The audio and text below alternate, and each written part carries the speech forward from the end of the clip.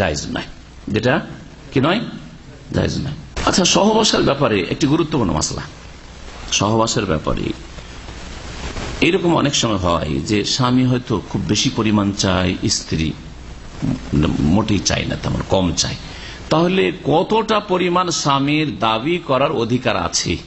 জি, বছরে একবার, বছরে 4 বার, মাসে একবার, হ্যাঁ মাসে একবার, অথবা সপ্তাহে একবার, বা দিনে একবার, বা দিনে 2 বার, কতবার? জি, এ সম্পর্কে কি জানা আছে আপনারা বলেন?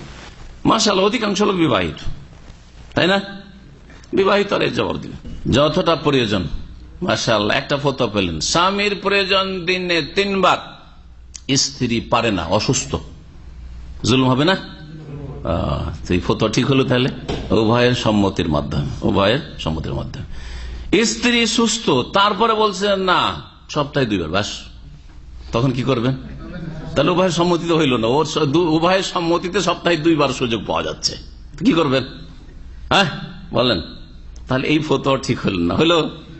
জি হ্যাঁ, শোনাই ভাষ্যকারদের, ওলামায়ে কেরামদের ভাষায়, বড় বড় যারা ওলামায়ে কেরাম, আমরা তো ছাত্র, তালেবে ইলম, তো ওলামাদের ভাষা শোনাই।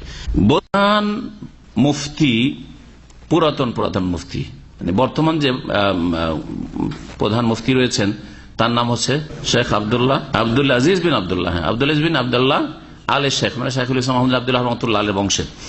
আর তার আগের প্রধান মুফতি ছিলেন শেখ আব্দুল আজিজ ইবনে আব্দুল্লাহ বিন বাজ, সংক্ষেপে ইবনে বাজ বলা হয় রাহিমাহুল্লাহ। তার আগের প্রধান মুফতি, জি জি, বাদশাহ সৌদের যুগে, বাদশাহ ফয়সালের যুগে যিনি প্রধান মুফতি ছিলেন, জি, বাদশাহ খালেদের যুগে প্রধান মুফতি ছিলেন রাহিমাহুল্লাহ। তার নাম হচ্ছে মোহাম্মদ বিন ইব্রাহিম আলী শেখ, মোহাম্মদ বিন ইব্রাহিম, খুব প্রভাবশালী ব্যক্তিত্ব ছিলেন। তিনি বলছেন ওয়ালাহুল ইকসারু মিন যালিক, এখন সর্বনিম্নটা জানার পরে বেশি কতটা, দিনে কতবার বা সপ্তাহে কতবার, এই ক্ষেত্রে বলছেন ওয়ালাহুল ইকসারু মিন যালিক, স্বামীর জন্য বেশি বেশি সহবাস করা জায়েজ রয়েছে এবং অধিকার রয়েছে। লা ইয়াতাহাদ্দাদু বিহাদ্দিন, তার কোনো সীমানা নেই যে এর 2 বারের বেশি চলবে না, দিনে 3 বারের বেশি চলবে না, এরকম কিছু নেই। ওয়ালা ইউকাইয়াদু, আর এটা কোনো কিছুর সাথে সম্পৃক্ত নাই যে শুধু রাতে চলবে, সকালে চলবে না, দুপুরবেলা চলবে না, অথবা ভর পেটে চলবে না, খালি পেটে চলবে না, বিকেল বেলা চলবে না, আসর পরে চলবে না, এইরকম শরীয়তে কোনো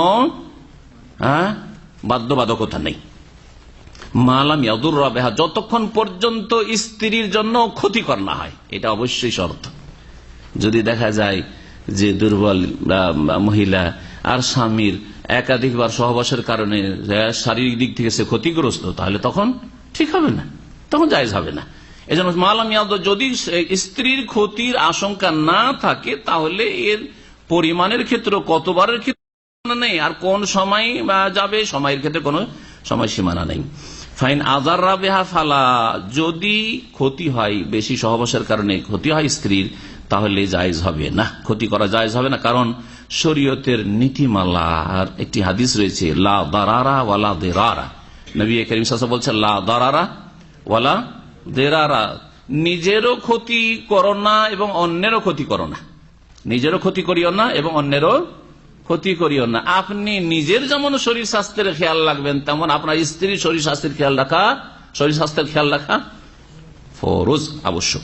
হাদিস মুসনাদ আহমদে রয়েছে, ইবনে মাজায় রয়েছে, আরো হাদিস রয়েছে আবু দাউদ, নাসাই, তিরমিজি, ইবনে মাজায়। মান দাররা দাররাহুল্লাহ, যেই ব্যক্তি অন্যের ক্ষতি করবে আল্লাহ তার ক্ষতি করবেন, যে ব্যক্তি অন্যের ক্ষতি করবে আল্লাহ তার কি করবেন, ক্ষতি করবেন। সুতরাং যদি দেখা যায় যে স্ত্রীর ক্ষতি করছে নিজের যৌবনের তাড়নায়, তাহলে আল্লাহ তার ক্ষতি সাধন করবেন, আল্লাহ তার কল্যাণ করবেন না, এদিকে খেয়াল রাখতে হবে।